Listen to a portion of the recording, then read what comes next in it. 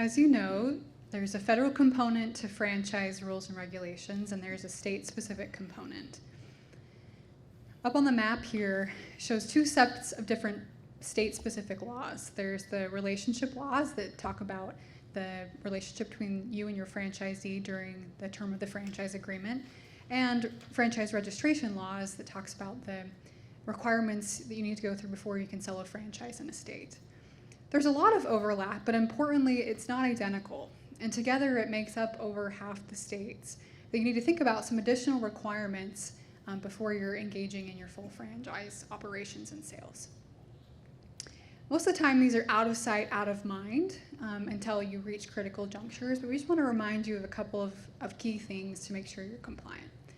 The first is when you're registering in a state, one of the ways that they help spell out their state-specific requirements is an addenda to the franchise agreement or the disclosure document that's included in usually the back pages of your FDD. It's really common for emerging franchisors who maybe have lower capitalization at first to receive a financial assurance requirement in a state because it's designed to prevent franchisors from being abusive and running off with franchisees' money before the franchisee is open. There's a lot of different options the state will give you, but for administrative convenience, a lot of folks elect to defee initial franchise fees and other fees until a certain point. The definition of when you can start collecting those fees from your franchisees can vary, but a good rule of thumb is that it typically ends up being until the franchisee is open for business. It's also important to note that it's not just the initial franchise fee that you have to defer, but it's all fees that you receive prior to opening. So if you're supplying them with inventory, you've got maybe a technology setup fee or some sort of marketing fee, all those could technically be required to be deferred until the franchisee is open.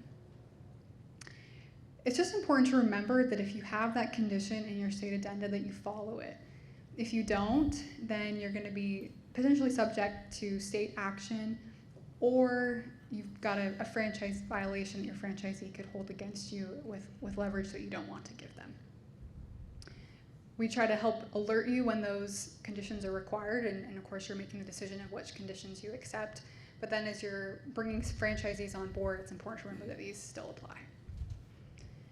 Other things to keep in mind, that if you get to the point of having disputes with your franchisees, know that sometimes those state laws require you to use their state law or go to the franchisee's venue to litigate that. So you might be based in South Carolina, but if you're dealing with a franchisee in Minnesota, you might have to go to Minnesota to litigate against them.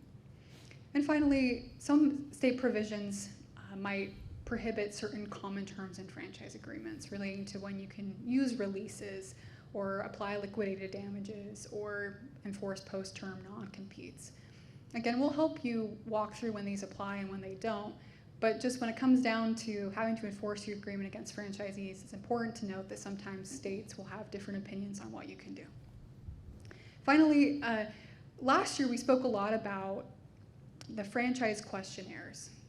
So those have been prohibited in franchise registration states. A franchise questionnaire is basically the franchisee signs some acknowledgments or fills out certifications before they sign the franchise agreement that helps you know that you are in compliance in the franchise sales process.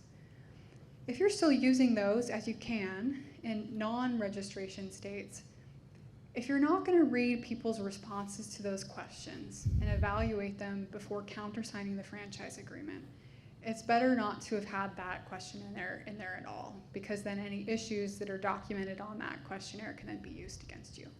So it's important to have processes in the signing of franchise agreements that you're evaluating what people are responding to the questions you're asking them. State law can also require different levels of kind of processes and escalation in the non-renewal and termination processes. States can require you to have good cause to terminate or non-renew a franchisee. That definition is going to vary a lot by state. Some things like abandoning the business or criminal activity or consistent failure to pay you are probably always going to be considered good cause. But if there's these more nebulous brand standards that folks are repeatedly violating, or they're just causing a lot of serious issues in your system, it might not necessarily fit neatly in the good cause definition that a state has established. And so when you're facing that, it's important to work with legal counsel to build your case and lay the foundation for that termination and know what the limits might be. States might require you to give notice to your franchisees before you terminate them that's longer than what's in your franchise agreement. So for example, like in New Jersey, if you don't have to register there to sell a franchise in New Jersey, but New Jersey has a relationship law that requires you to give your franchisees X amount of days notice before you can terminate them.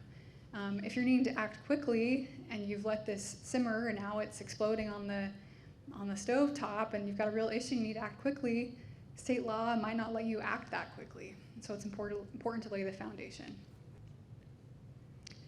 So here are the recommendations. Your best policies and practices are when you are acting uniformly towards your franchisees, and that you're able to show that their violations are really important to your system. So having good brand standards, following up with them, enforcing them consistently, all help build towards giving you a good foundation if you have to enforce your franchise agreement.